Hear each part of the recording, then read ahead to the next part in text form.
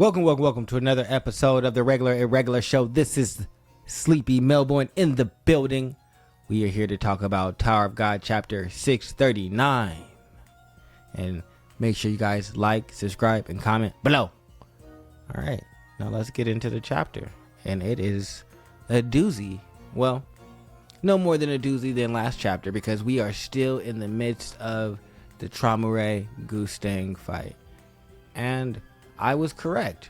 That skull face thing that I thought may be the spirit that Gustang summoned was in fact the spirit that Gustang summoned.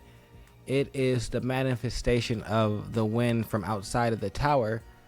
So it is able to pierce and slice through anything, including Valhalla, who Traumerei has sent to deal with the annoying wind, seeing as he was unable to physically hit Gustang, who seems to have taken on the properties of the wind and is also able to disperse himself when he comes into contact with something physical, or at least at his will. We see him stand above Traumerei with his hand floating above his head, saying that imagination is what stands above all else, and since he has the ability to use imagination, he feels like he is at the pinnacle. Traumerei is not necessarily here for that. The two continue their battle, trying to one up one another, with Gustang popping out of the mist when Traumerei thinks that he's trying to escape, to smack him again in the face with the cudgel, which just only serves to piss Traumerei off some more. He then uses his severed Traumerei, I'm speaking about, to push back all of the clouds and wind that the spirit is using. However, this obscures his vision, and he uses his sever, thinking that he senses Gustang inside of the mist. However, it is not Gustang. What his sever actually connects with is Valhalla, weakening it to the point that Gustang can now drop his cigarette on it and burn it to a crisp. This was a nice little ruse by Gustang, which pisses Traumerei off even more, and to the point that he decides that enough is enough, and he is going to reabsorb all of his power and the beast that he is given it to. This is about to be good. We see his body start to glow. He's filled with this green light, and I think that his short hair is a product of his power being divided. It has nothing to do with him cutting it, because he fully manifests himself into his full form. He seems like he's taller, his hair is longer, chest is out, he has a cloak with different animal patterns all across it over his shoulders. He seems like he's ready for combat, and he gives the command to go away to the get lost to the spirit cloud, and uses a extreme version of sever, which not only severs physical things, but can now sever dimensions, pushing the spirit back and out of the area, rendering it useless. This, to Gustang's surprise, is a development that he was not expecting.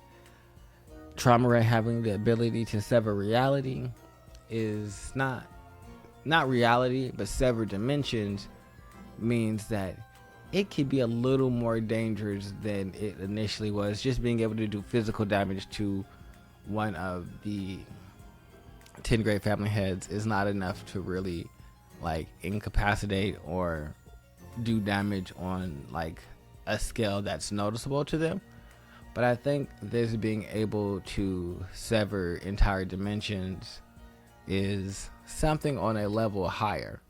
But again, this makes sense. Someone else was just controlling imagination and probably can create more things with said imagination to battle against Traumerei, who has now entered his full, and I can't say final form because I don't know how much more they have in their bags to dig into and really show us.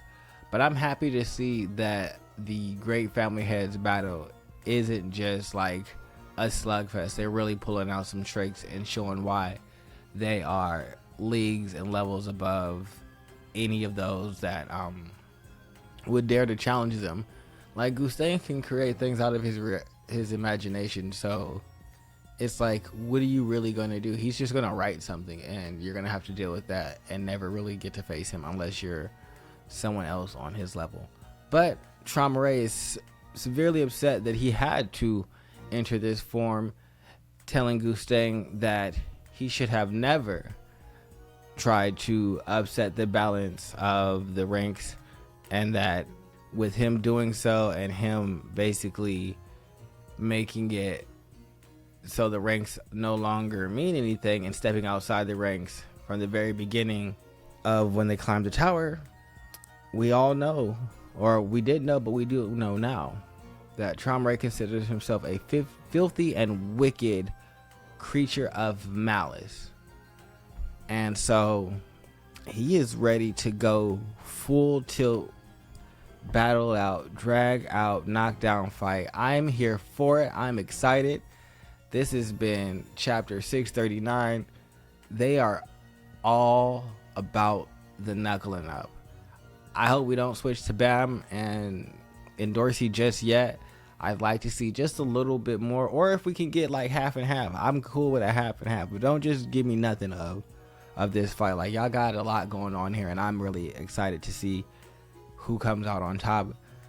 If you can't tell, I've been back and forth. In the beginning, I was all team Gustang. Right now, I'm kind of leaning a lot heavier towards Traumerei. And I think that's like the nature of SUI's good writing. Is like, I don't really know who I side with. Both of them are like pieces of shit in like the grand scheme of things. But in terms of this fight, who I'd like to see to come out on top, I'm not necessarily sure yet. But make sure you guys, again, like, subscribe, comment below. This has been your boy, Sleepy Melbourne. I'm out of here.